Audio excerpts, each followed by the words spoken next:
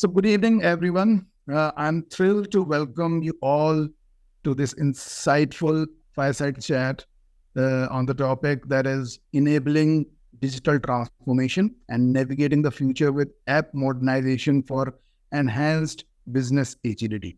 So, this is, in fact, a very timely topic. So, today we have the privilege of hearing from few of the distinguished speakers who have played pivotal roles in steering their organizations through the intricate landscape of digital transformation. So please join me in welcoming Mr. Yogesh Kumar, who is the head of IT and business applications, as well as he is also the CISO of Tata Advanced Systems. And he brings a wealth of experience in steering digital transformations. Very warm welcome. And we also have the honor to have Mr. K. Bhagchandani, who is the Chief Business Officer at Access.io. And we also have Mr.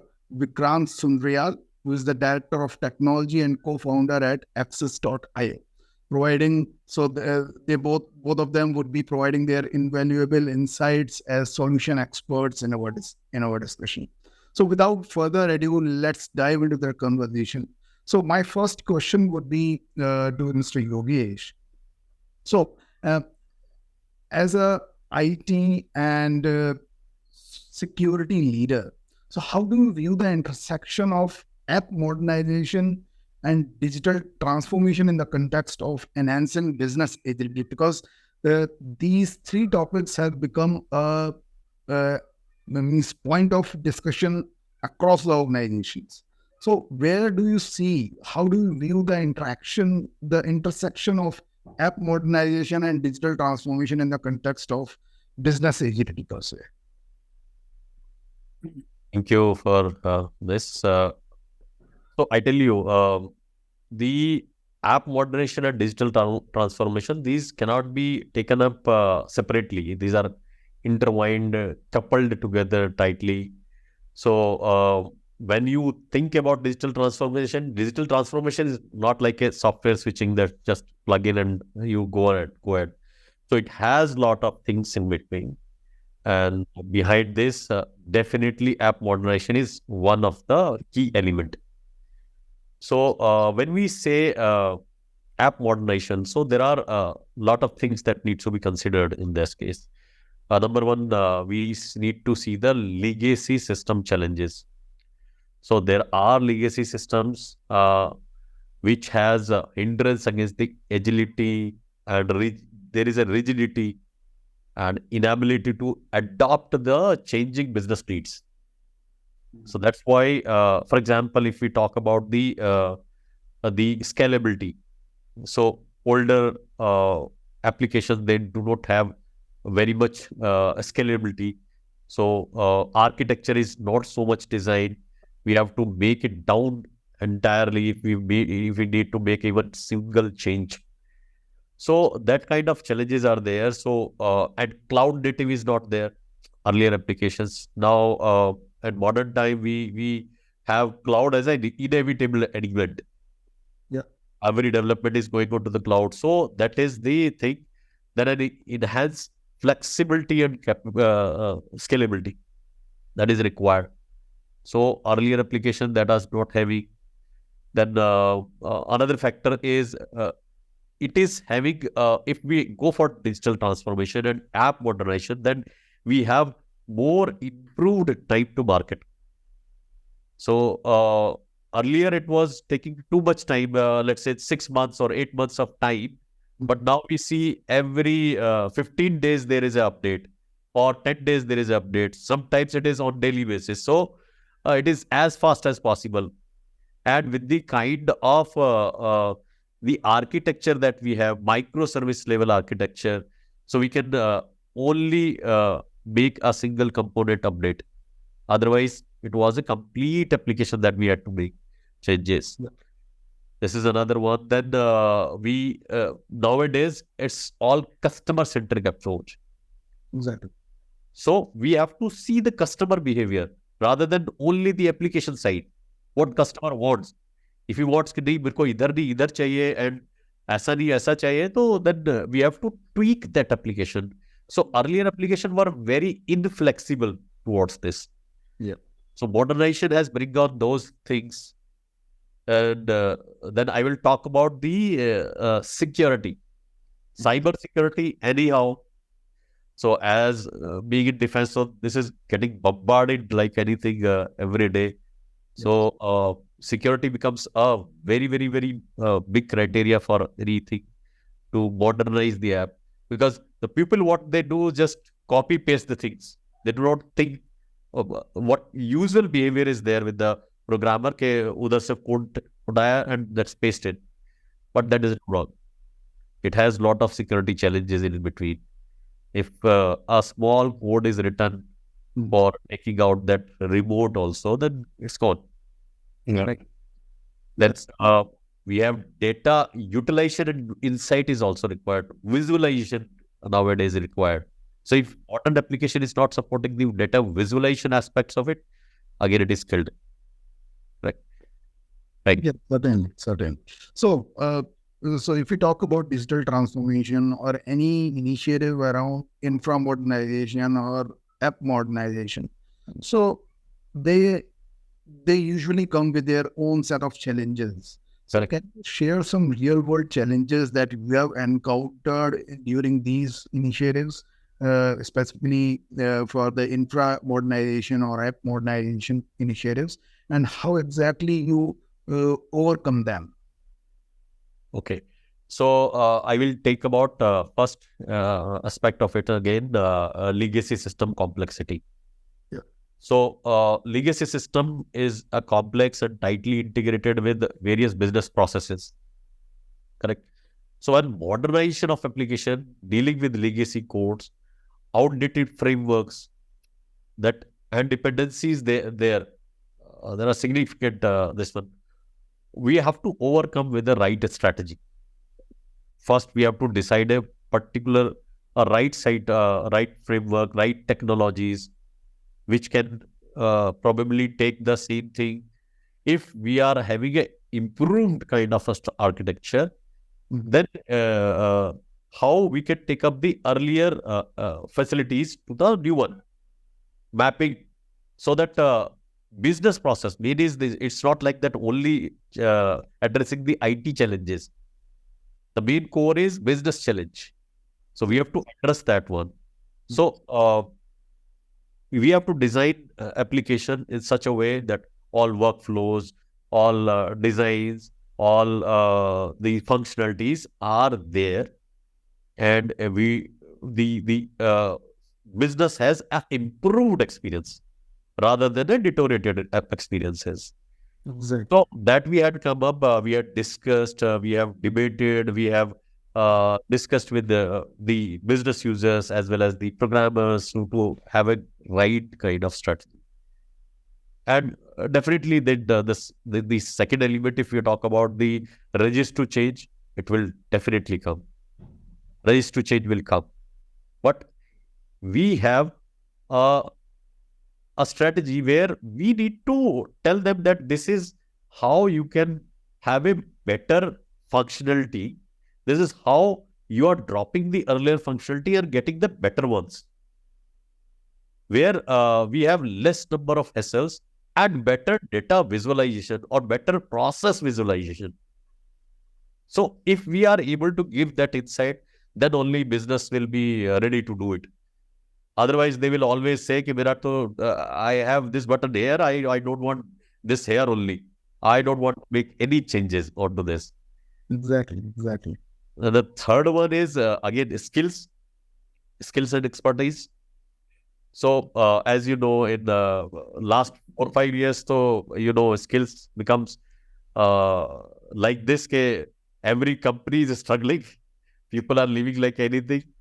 Nowadays, it is getting stabilized, but still there are challenges to retain the skills, right side of skills. So, having all these skills inside, it's not possible for any organization to do it. Correct? So, Yeah. we have to have balance over the skills and expertise. Integration complexity, that is also there. Because earlier, when let's say older application is there, it was tightly coupled with other application. It was built up over a period of time. Exactly. Somewhere it was 10 years, 15 years, 20 years, kind of this. And now, if we are moving from that stage to the another stage, whether that application will really support that integration, because it's not like that only one application we are bringing.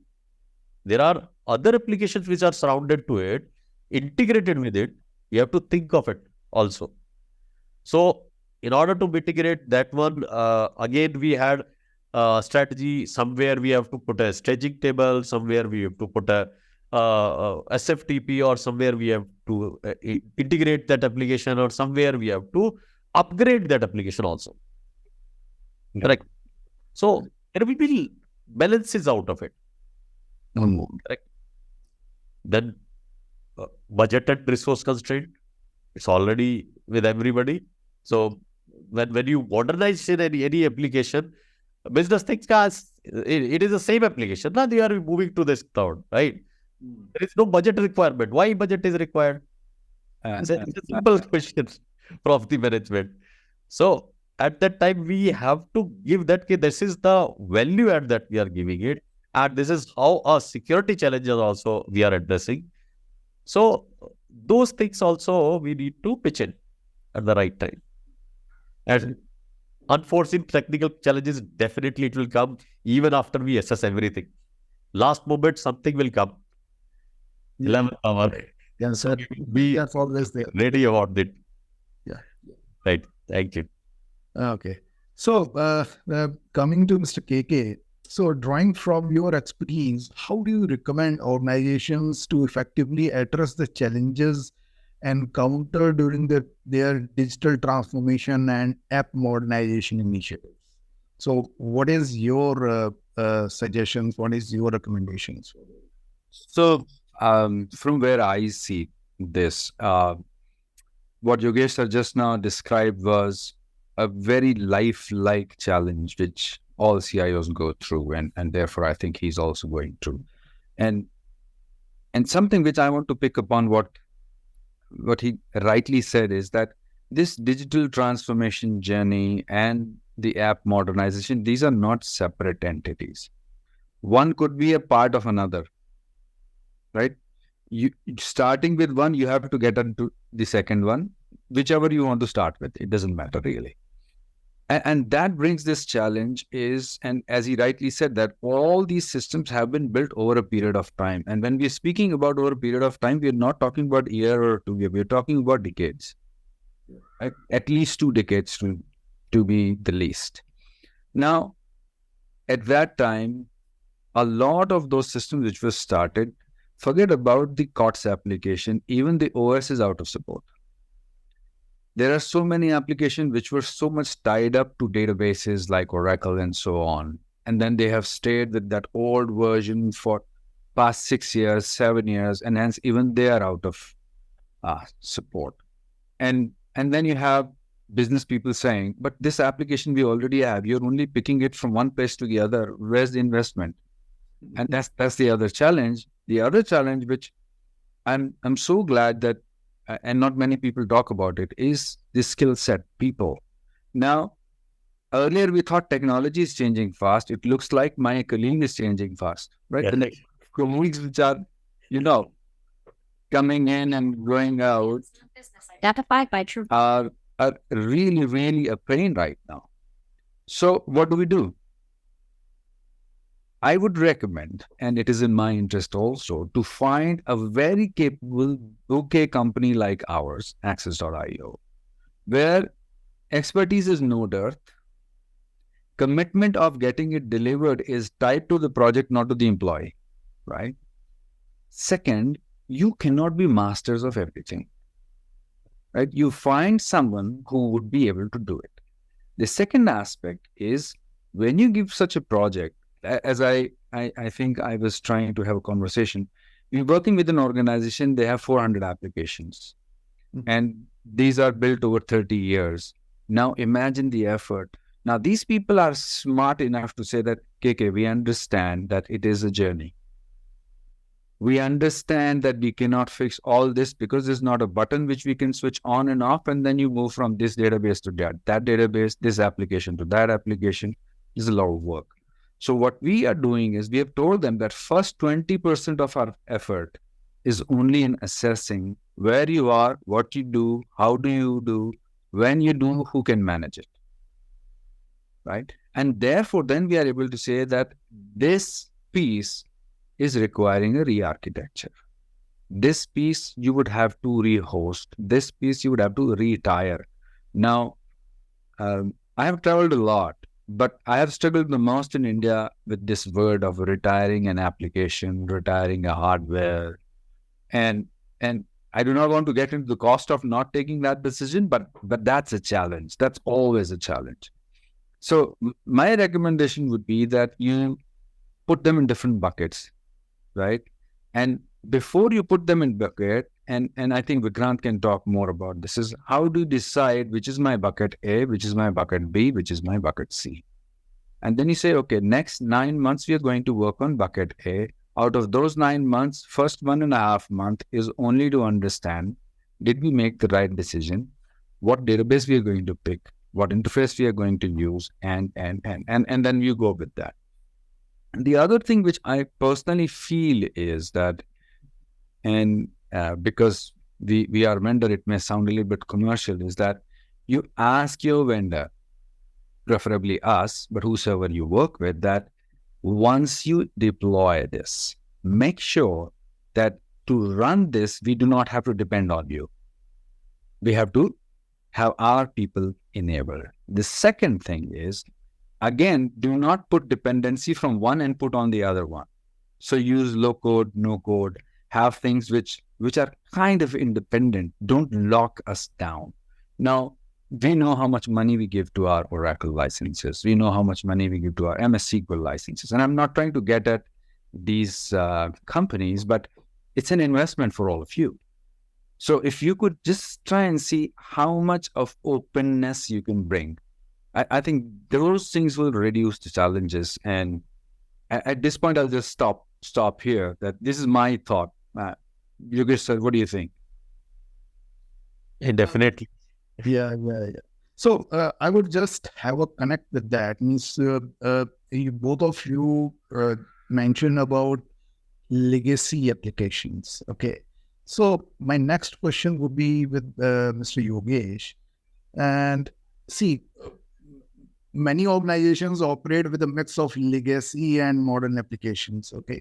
So in that scenario, how can businesses strike a balance between leveraging their existing systems and integrating new and innovative technologies during their app modernization processes, initiatives, for means considering modernizing their applications, considering factors like scalability, flexibility, and cost efficiency. So, how exactly means how exactly businesses can strike a balance between the legacy systems and the new applications? Okay. So I will talk about one thing here. People generally start and sometimes they make mistake that you transform everything in a one go. So when you talk about modernization, tomorrow we will switch off this data center and we'll migrate everything, but it doesn't happen. Exactly. So it will be like a disaster, disrupting everything. Every business comes to a standstill.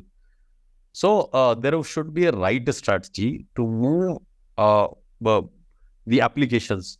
And I don't see that you need to have a strategy to move each and every application to the cloud or modernization of it. Because if any application has lost its significance or that application functionality can be built into the other one. I tell you, during our SAP HANA journey also, what we did. So we tried to collaborate the different applications and tried to bring those functionalities into this application itself. Okay, so that the complexity is reduced. Otherwise, again, it becomes a challenge to integrate the earlier applications and this application. So, comprehensive assessment is required, right? And prioritization also. If we do not have a proper priority, we will be landing up in a disaster again. So, it will be like we are doing everything together, or this way and this way. Because if we are not able to see the after effects, that assessment is required. If we are moving one application, is it having an impact on other applications? Or what it will change as a business process? So there may be thousands of applications in our infrastructure, but moving those applications should be assessed at 360 degree. Then adopt a phased approach rather than, again, I will say in single go. A phased approach is better. So you move low hanging fruit, then there may be many strategies, I will say, and not a single golden bullet that I will say and everybody will apply. Correct. And this is not a bad chal. You do everything together. So it has its own impact, because business is the first that we have to see. Then we have to choose the right modernization strategy. Also, app moderation. Whether we need to have app moderation as we see that it should be compatible with the earlier ones, or we need to transform it 360 degrees, right? And instead of thinking about the integration or compatibility, we move out to a new architecture altogether, where we have improved visibility and we are able to take the functionalities of the other application also slowly to the new application. And nowadays, I will say that the companies are born cloud, right? But the companies which are running for number of years, for example, let's say I talk about power plants. So I work for power plants. So you cannot change just XP machine and you say that XP machine need to be changed, because with this XP machine we have a threat. Now you tell that with XP machine there is a huge infrastructure which is connected. You cannot change the boiler. You cannot change the bigger machines, right? Okay. In order to safeguard this, मुझे ये पूरा भी change करना है, right? That side we need to see. So I will say we have to have embrace cloud native architecture sometimes. Sometimes we have to have a tightly coupled with the earlier applications, where we cannot make a huge investment and replace those things. The power plants are made for 40 years or 50 years of kind of the operations. We cannot change it on this one. After 10 years, technology has changed, so we should change. Okay. And implement agile and DevOps practices. So wherever possible, we should implement agile and DevOps practices, definitely. So these are the modern approaches that we should take, so that we do not again land back to the earlier applications, and we have better the visibility of those applications. And on top of that, one more thing I will say, generally in the earlier IT projects, we see or we implement everything, but we are forgetting one thing, that is the user experience. Now, I mean, that person had to click only once. Now he has to go here and there and then navigate and then click it, right? Because we want it because of the modernization of application. That's why we have made his life difficult. Correct. So that is also we have to see left and right. And data-driven approach. Now, unless until we give data visibility to the users and make them more capable to take a decision based on data, rather than just relying on to the business, the old methodologies. So this is how what we can give as a value add. Otherwise, what is the need to change? It's because the technology has changed? No, I don't think so. We should have a right balance over it. Right, sir? And continuous improvement. Exactly. So now coming to Mr. Vikrant. If we look at app modernization, so it takes various forms from rehosting to refactoring. Okay, so what according to you as a technology expert, what are the some effective strategies organizations can employ when modernizing their applications, considering factors like scalability, flexibility, and cost efficiency? Okay, so to answer this, I will first second a couple of points which Yogesh sir and KK sir has brought. So first important thing is a phased approach. So in my past 8-9 years of just cloud experience. So before that, I used to work for telcos. I have seen big enterprises, big data centers, seen from 2G to 3G and 4G, 5G. So after all that journey, in this cloud space, after operating for like 8 to 10 years, I see the phased approach is one thing which we have to follow to handle any enterprise modernization or a transformation journey. If I broadly categorize, this could be assessment phase, mobilize phase, and the migrate phase. Now, assessment, as everyone touched, a typical cloud transformation assessment will have a strategy to be finalized.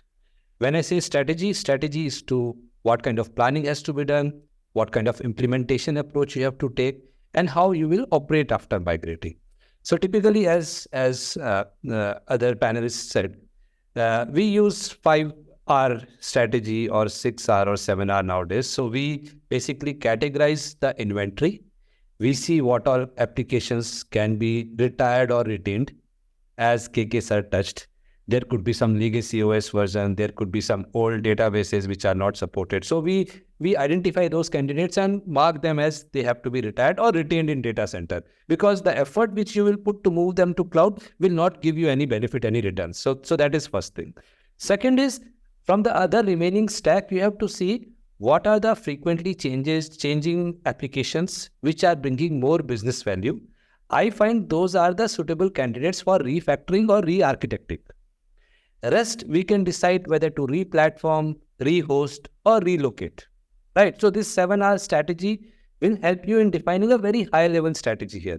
Now, the other important factor is you have to work with a company which is pretty agile, so that you don't waste your 1 hour in doing this analysis, one year in doing this analysis, right? Because we have seen the big SIs or the big fours, they might take a year or two in just analyzing these things, right? The assessment phase can go for months and years.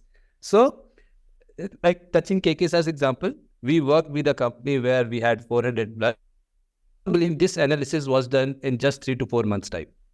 Because you are not supposed to go deep into those applications. You have to just bucket them and quickly move to POCs, so that whatever you have the thought, you can validate, you can define or redefine the approach to migrate, right? So first important thing is to have this strategy in place. Typically, we have seen if you have 100 plus workload or inventory is 100 plus, 20-25% will be in the category of to be retained or to be retired. 20-25 will be in the category which has to be re-architected or refactored. 30-40% applications where you need to decide how to rehost that application, how to relocate that application, how to re-platform. Instead of we managing the complete OS, the complete patching and all, we just re-platform, we use managed services there. So that is the first phase. Now, once this is done, this will open some parallel threads which we can execute. So one thread would be modernization thread, and other thread could be migration thread. Migration also will include infra modernization, but there we are just rehosting. So it's an infra modernization, DB modernization, but not app modernization. Refactoring, re-architecting is app modernization as well, right? So rehost, relocate will go into migration journey, where you have to see where you can move to managed database, where you can see with minor changes, you can containerize and make it, just switch it to open source Linux boxes. You can see where you can go to managed analytics. You can see where you can include your DevOps practices. So this will be part of your migration journey. Yeah. For re-architect and re-platform, I would suggest to go with 12-factor guidelines. So normally there is a standard guidelines how you re-architect your application. So there are very well defined rules, like you should think about the scaling, you should think about how the configurations have to be maintained, you should think how the interfaces have to be maintained, how the dependencies have to be maintained. So what we do is, in the re-architect or modernization phase, we dedicate couple of quarters to do the foundational work on cloud. As Yogesh sir touched, the governance is the important part. So that foundation, to have security governance, to have operational governance. So first 2 quarters to have foundational work and to develop the common pieces which can be used across applications. To standardize your development guidelines, like how logging will be done, how authentication will be done. And then you might have 20 or 25 applications to be modernized, but they all can follow the same pattern, right? So this 12-factor guidelines, then your OS abstraction, we should have no dependency between app and OS. We should try from day one that there is no dependency. Then a predictable methodology where my lower environments are same as my upper environments. That configs are maintained in the same way. So all these guidelines will come under 12-factor app guidelines. And initial 2 phases focus more on foundational work, cloud foundation, then focus on the common pieces, common strategies, common code which can be reused, and then run a parallel agile projects which can modernize your applications like in a faster pace. So this is what we have seen. This is what we have done. And so far we have seen success and a quick turnaround if we follow, this kind of approach. Very good. Very good. So Mr. Yogesh, coming back to you.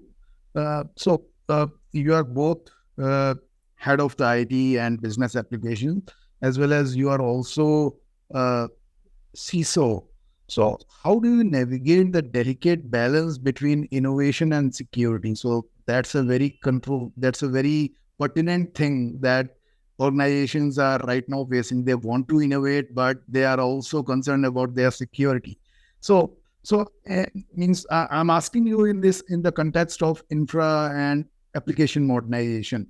So how exactly you navigate the delicate balance between innovation and security?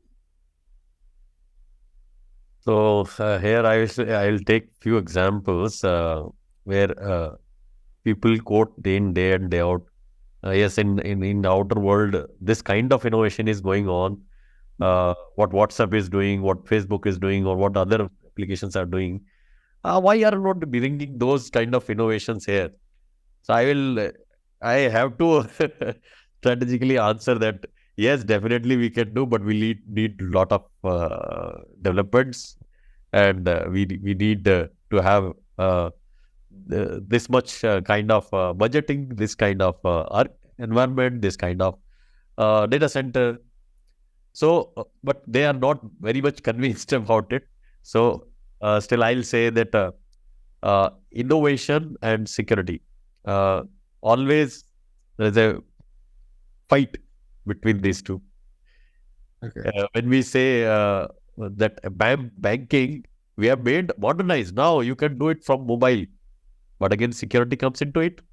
Now, the earlier methods are gone. Now, bank robbery ke liye you need not to make a huge strategy, barge in and get the money out of it. Now you can just get a single click and money is here, right? So, innovation comes, but with its own challenges. Now we are able to see the AI ML, and we have seen lot of cases are deep fake technologies, correct?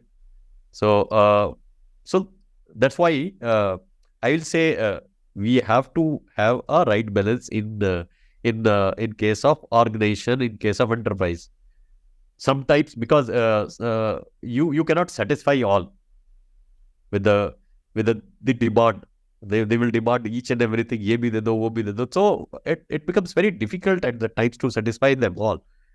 I would I have to take a balanced approach. So I will say, in order to frame it, so it should be a risk-based approach. So we must have we must understand the risk landscape, take care comprehensively, identify our critical assets, potential vulnerabilities into it, and the impact of modernization of that on the security. Whether it is a AI-able technology or some other application or Java application or this, that, maybe anything. And then we have to develop a risk management framework that assesses the potential risk associated with the innovation while aligning the organization's risk appetite. How much risk an organization can take? I cannot put everything as a bigger risk. Correct. So that also we have to see. The another one is the collaborative approach. So we need to collaborate with the people, with the technologies, with the development teams, with the IT teams, so cybersecurity teams. So overall, unless and until we collaborate. So, for example, we develop one application, we have not involved security. The last moment it will come, no, it is not allowed. Right? You cannot go live. Now your effort is gone. So that's why we have come with agile methodologies, and we do sprints rather than putting everything into one single go. Yeah. So we have to involve all the security experts as well as, because as rightly said KK Saab, one person cannot have all these skills. And in cybersecurity also, you cannot say one person as a cybersecurity expert. But now there are layers, and it has gone into very deep now. So if we are calling expert of deep web, dark web, different technologies altogether, right? So and then we have to have a security by design. Okay, so security by design approach that enables us right kind of security considerations at the right time. We cannot put every security at the time, and we cannot put 100 logs to an applications. We have to have a proper methodology. I cannot put 100 logs. No, if that data is already public, why should I put my effort? Yeah. People just forget that we have to categorize, classify. So classify becomes very important. When we say classification is not only the data, it's the application, it's the infrastructure, it's the assets, it's the people also. Correct? Right. So every aspects of it we have to see. And unless and until we have a continuous monitoring and compliance mechanism out of it, one fine day, one slip will happen. So that is also required. And adaptive security controls with the newer technologies. Yeah, certainly. Right. So those security controls which were earlier lying now cannot lie and work along with the AI/ML. Now we have to change the approach. Correct. I mean, simple danda se lekar ke police wala, it cannot just encounter the AK-47, right? So similarly, that comes in. And on top of this, I will say you do everything in the world, but training and awareness is utmost important. Human element always comes. Exactly. So if they are not aware, and I'm not talking about only employee awareness, it's our IT team also. They also just keep on working. They do not update themselves sometimes, right? And someday, fine morning, it happens. And then we are into highlight mode. Top to bottom, left, right. Yeah. So, Mr. Vikrant, just quick thoughts from your side on how can organizations address security challenges? Means a lot of things mentioned by Mr. Yogesh. So how can organizations address these kind of challenges and ensure compliance while they are modernizing their applications? But yeah, sure. So what we can do here is first, as Mr. Yogesh mentioned, security and security guardrails have to be enabled at different levels, and we have to identify what guardrails should be established at the org level, what should be established as a business unit level, at a prod level, and environment level. Right? It will vary.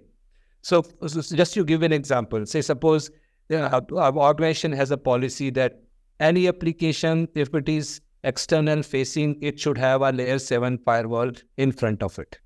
Right? Now, we cannot leave this policy at a product level or at an environment level.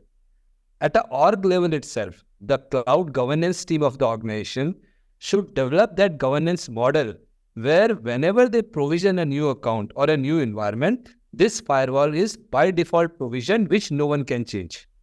Yeah. Right? So the governance, so what is happening now? The public cloud providers, they are coming with a framework like in AWS, we call it control tower and landing zone. So before you start migrating your workloads, you do this governance related foundational thing. You divide your complete cloud stack into different org units. In each org, you can have prod and non-prod account. For each account, you can have that account specific policies. And that you configure and you manage from the master account level, from the org level. Right? So all the guardrails like account provisioning, firewall rules. Suppose you want all the ingress and egress to be controlled from a single firewall, and you want your security team to go and inspect all the traffic which flows through your different accounts. So all these things can be done if we have a proper foundational thing done. And good part is many public cloud providers have come up with a model which will give you a basic governance. Then on top of it, you have to enforce that you have an enabler team which keeps monitoring whether these compliance are being followed or not. So what we have done, again, cloud providers have also come with some innovative ideas. There are some services, you link your workloads with their service, they will continuously monitor whether it is as per certain compliance or not. So the moment you change, suppose your security group, you open a port, immediately you get an alert. No, this is not supposed to be open. Or if you open a HTTP connection instead of HTTPS, you immediately get an alert. So those things, in my view, that has to be controlled from the org level. And then each layer should have their own guardrails. Each business as per their products. Suppose one business is into chats and bots, so they can have a different security posture. And the other product is more into data processing and back-end data processing. They can have their own security posture. But at the org level, we command in certain way. Each product, they have their own guardrails, their own policies, and some global rules which are not developer specific or cloud ops specific. These are at the org specific. We enforce these rules and we enforce the policy that people cannot change it. Because what we have seen in past, one person is defining the rule, other person is even going in the backend and changing log itself. Forget about the rules. Even logs are manually handled. We have seen that. So how you address? Now, if you implement a control tower, logs are pushed to a different account where no one has access. Your metrics is pushed to a other metrics account where no one has access. Right? So only the audit team can access those things. So when you have this proper foundation thing, then only this continuous compliance and continuous security can be maintained. Otherwise, and for your app and code level security, we always implement DevSecOps where with your pipeline, we will include some tools which will send some keys there or some configurations are given in the repositories and all those things. So app level things have to be done via DevSecOps, and the network and the global account security has to be done through services like Control Tower and all, where from the centralized location, you have guardrails at different level. Very good. Very good. So coming back to Mr. KK. So Mr. KK, I would require your quick thoughts. In the interest of time, I know that we are almost close to the finish line. So in fact, I would require quick thoughts from all three of you. So basically, to evaluate the success of app modernization or maybe infrastructure modernization initiatives, what are the key performance indicators, KPIs, or what are the ROI? How do you measure the ROI, or are there any metrics that organizations should follow to track the progress, to track where exactly is the KPIs and the ROI on that, on those initiatives? So, first of all, quick thoughts from Mr. KK, and then we would go with Mr. Yogesh, and then close with Mr. Vikrant. Sure. So from where I see, there are 2-3 things which come to my mind.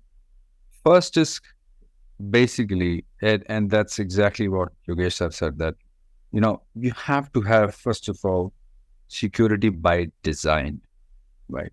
And the reason I loved it is that I spent several years creating a product for quality by design. So I know that that's the best way of handling this, because of human intervention, which always comes in, because of impression of people, because we do not know from the data points what does it actually mean, and so on and so forth. The second, which I think is even more important, is at the end, the metric should be, has this increased the experience for the business, right? And that is the key, right?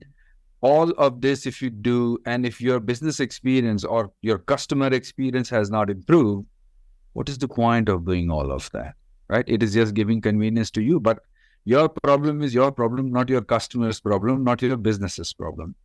The third thing, which I think is very important, and I always say this, is that in systems like this, the metrics can only be designed by staying away from how many times you meet the objective. If you should consider how many times you beat the objective, that's what you should measure. That earlier we used to have 20 points failure, now we're only failing 3 times or something like that. And earlier we were able to do this for our customers, but now whatever we were not even able to do, we can do. So metrics of that kind will give confidence from the management, frankly, because their focus is money. The bottom line has to grow, right? And if you come up with said that I need to spend 2 crores more, and said, why? Said, because over a period of time, it will save 50 lakhs every year. So in another 10 years, we'll be actually saving 5 crores out of it. Things like that. So in the interest of time, I'll just stop here and pass the ball. Yeah, Mr. Yogesh. Thank you, Yogesh. So I will say that I will align with you. The key success is a success matrix we should make for any organization if we are going for any app modernization. And unless and until we have an alignment to the business objectives. So it's not an IT objective to take on this one. This should be aligned with the business objectives. So cost benefit, definitely analysis is to be done, ROI to be created, and that should be agreed. Unless and until you have a top management sign off on this, you'll just you will do it and 2 crores expand, and after that, what you have brought on the table? Nothing, right? Yeah. It's just a moving from this place to this place. Why? Not required. No. So that cost benefit analysis, a user enhanced experience, or the productivity of the user has improved. For example, he was doing that process in 10 steps. Now we have reduced it to 2 steps or 5 steps. Then definitely it is a value add. Organization will say that, yes, we have reduced the complexity of the applications, and we have improved the time for that person to go for any kind of work, right? That particular processes. So this is how, and I will say phased approach is always better to have this rather than moving everything.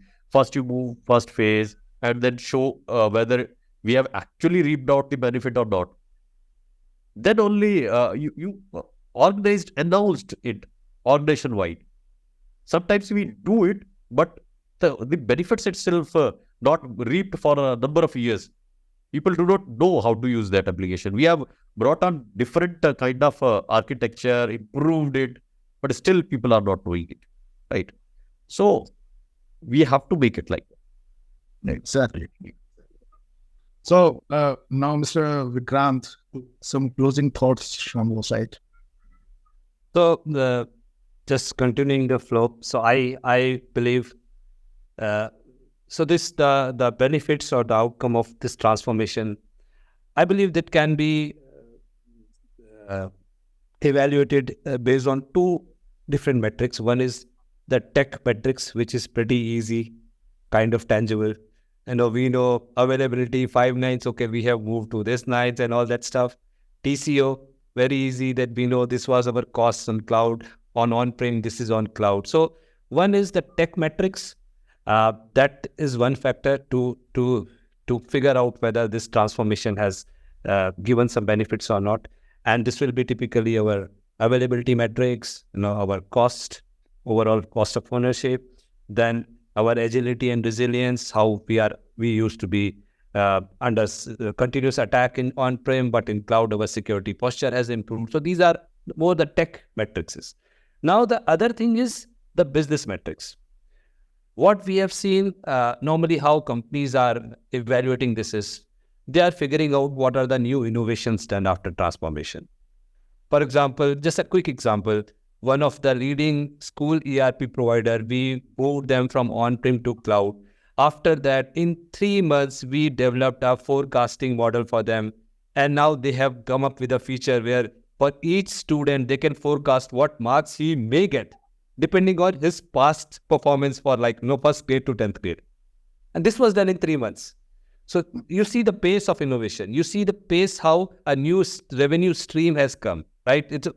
No one can think of within 3 months having a forecasting model where you can see your payment forecast, you can see your the performance of a child, that kind of forecast. So first is new innovation. Second is new revenue stream. The moment you launch a new service, a new fancy feature, you can increase your subscription charges. So it's typically how the SaaS model works. New markets, new capabilities. So for business, I think these are the key metrics which we have to consider.